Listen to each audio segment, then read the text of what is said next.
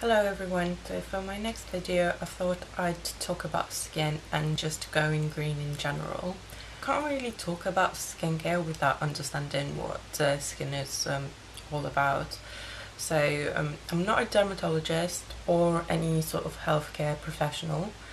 If you do have really big troubles with your skin, please go see someone who... Okay, let's start at the beginning. Skin is the largest organ of your body. The primary function of skin is to be a barrier between yourself and like the outside world, the environment, so to speak. So it's there to protect your internal organs. It keeps your temperature constant. It helps to prevent bacteria coming in. So it's like skin changes obviously with your age, and so the top part of your skin is called epidermis, which is like a mixture of dead skin cells and sebum really. Sebum is created a bit lower down, so when everything works perfectly it kind of creates like a watertight seal, you know, so it's like nothing goes in.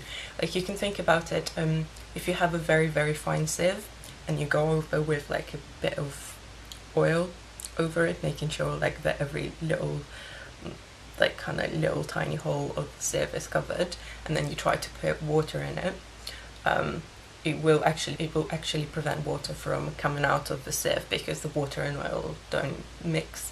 And if you think about it, like when people weatherproof leather, they kind of rub oil on it, so that's the same principle. So like sebum is like almost like your own body's oily moisturizer. Sometimes the pores get clogged, so by the dead cells and the sebum. Like sometimes it's due to overproduction of sebum, maybe linked to hormones, genetics, or even diet, although Western medicine kind of discounts us that there's a link between diet and acne. Like, so the pores get clogged, you start getting inflammation. There's no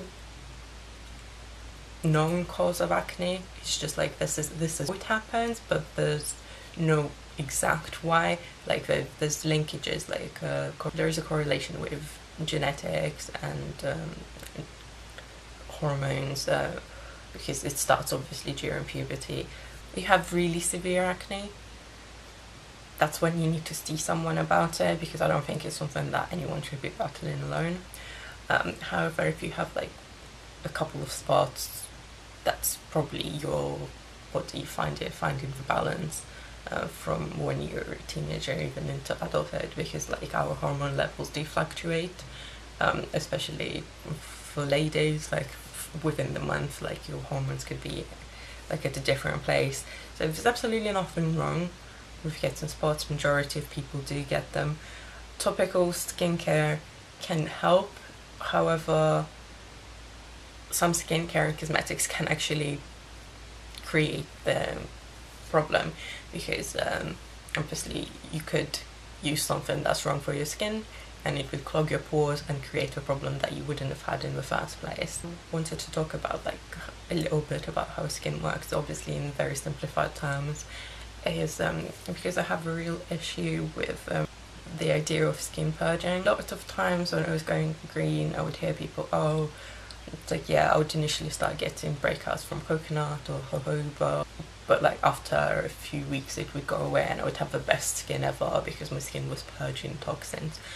Well, organs responsible for toxin removal are like liver and your kidney and even lungs to an extent, and while there is some toxin removal through your skin, it's very negligible. It's like only like a few percent. Like, so majority of toxin removal is done with the other organs of the body.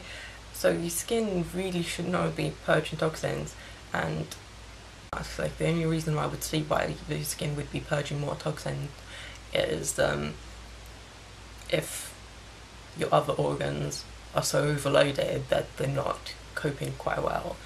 majority of nutrients that your skin receives, including antioxidants and water, that's all should come from the inside. A bit like having a really fancy sports car and then putting the wrong type of fuel in it and ruining it. Like, why would you want to do that? So regardless if you think that your skin will benefit from eating healthy, I think it's best that you do. So your skin takes 35 days to renew.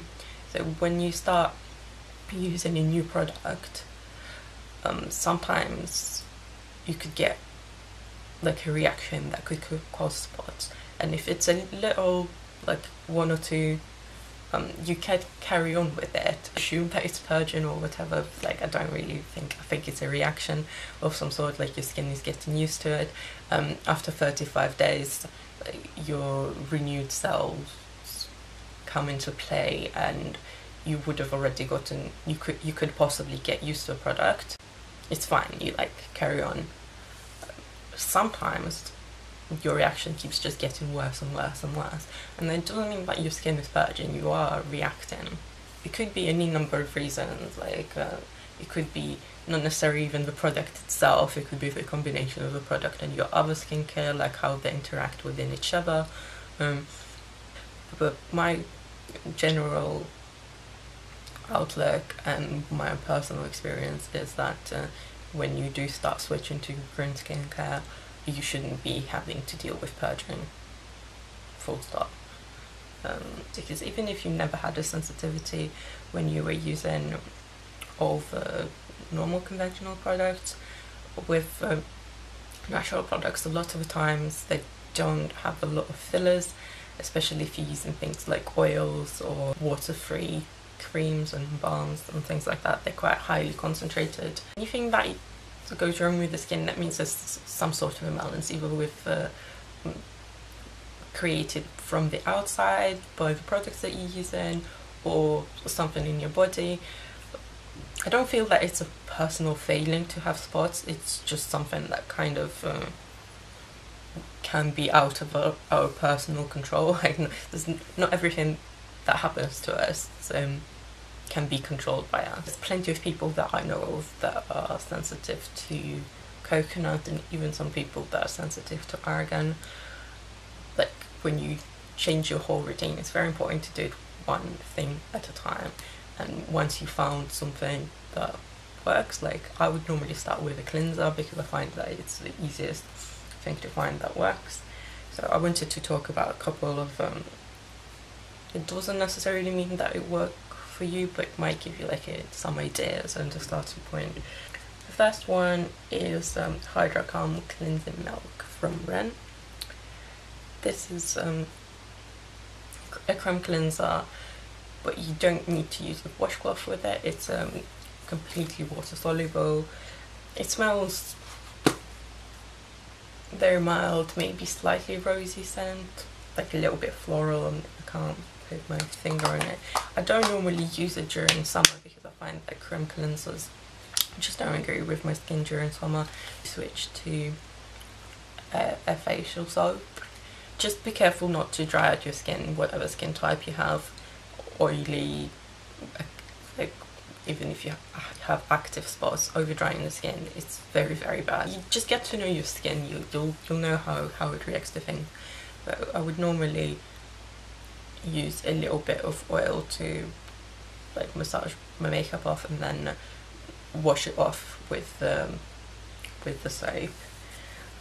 When it comes to cleansers, you don't really want something really harsh, and you don't really need them to be like trying to penetrate in the bottom layers of your skin. That's not that. They should help you clean the surface. Like you should be helping your skin do its thing rather than doing everything for it. Generally speaking, in the ideal world, you wouldn't really need any skincare. However, with sun damage and having to use sunblock to prevent it, however, like the sun itself can actually disturb your acid mantle.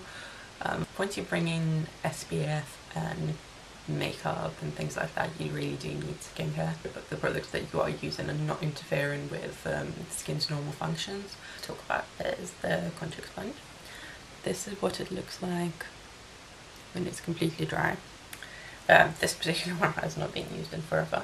I'm gonna try and like rehydrate it a little bit for you so you can look what it looks like later. I did like a whole comprehensive post about the conjure sponges and how they're made. The great thing about them is that they won't actually disturb your topmost skin layer. And you don't need a cleanser to use them. There's some different types for different skin types. I've tried pretty much every single one of them apart from the one for mature skin. I have not tried that one. Overall, I think I prefer the pink one for sensitive skin or the original white one. That's the two cleansers that I'm kind of favouring. And like I said before about the facial soaps, we don't go for any facial soap because if it is too alkaline, it will definitely do more harm than good. Like be careful when you're choosing something like that. The next thing on the agenda is like toners. There's been some talk about whether or not they're actually necessarily. It depends on your skin type and it depends on what type of cleansers you're using, because if you're using like a cleanser that has remained a little bit on the skin, like a cream cleanser or a balm cleanser, and even a soap, you know, that could have kind of made your skin a little bit more alkaline, you kind of maybe want to bring back some of the acidity. And so generally for me, toner is not something I skip.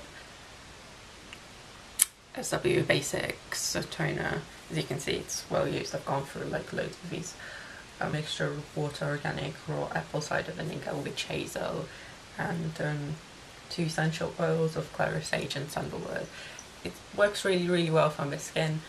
It's been getting a little bit of bad rap due to how it smells. Like, it's not the best smelling thing out there for sure, but I wouldn't sniff it.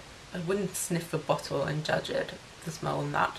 It's like a bit like, you know, smelling vinegar before you put it in salad. It doesn't smell great, but when you eat it, it's fine. So it's like when it's on a cotton pad, it doesn't smell as strong, and the smell doesn't really linger on your skin whatsoever, so it's fine with me. Elixirs, the one I have is a metamorphic elixir. Metamorphic is supposed to be for like anti-aging or dry skin, so I wouldn't necessarily really recommend it to someone who's like under age of 25 or something, purely because you don't want to start your anti-aging too early, unless you have signs of premature aging. Then yeah, you're good to go.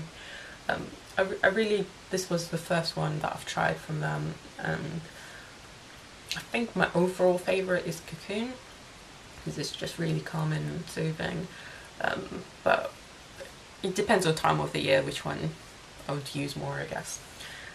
But they make a huge difference to your skin tone and just overall look of your skin. The next thing is moisturising. I don't actually use the face creams on my skin. I use oils. So I've got one of my favourites is Lina Hansen Global Serum. Quite light. I don't really like it for summer. It's still too much for my skin. The oils, you don't have to use them straight up on your face. It's generally advised to buy it on damp skin. I mean, I normally use something like George's Aloe Spray Mist. Global Serum is supposed to be for all skin types, and I find that in general, things that are created specifically for oily skin never worked for me. They always kind of make my skin go absolutely crazy. It just depends on your skin type, how much of the oil you use. I normally like to use two pumps of this for my face and maybe a further pump for my neck if I'm using it on damp skin. Another way I like to do it is just like apply a little bit to my hand and then like a quick spray of water, and there you go, there's your custom made moisturiser. The cream moisturiser it's basically a mixture of oil and water, but because the oil and water don't really mix, you need an emulsifier, and with a lot of times it's a wax of some sort, and waxes are the things that can actually block your pores. Some of them are worse than others.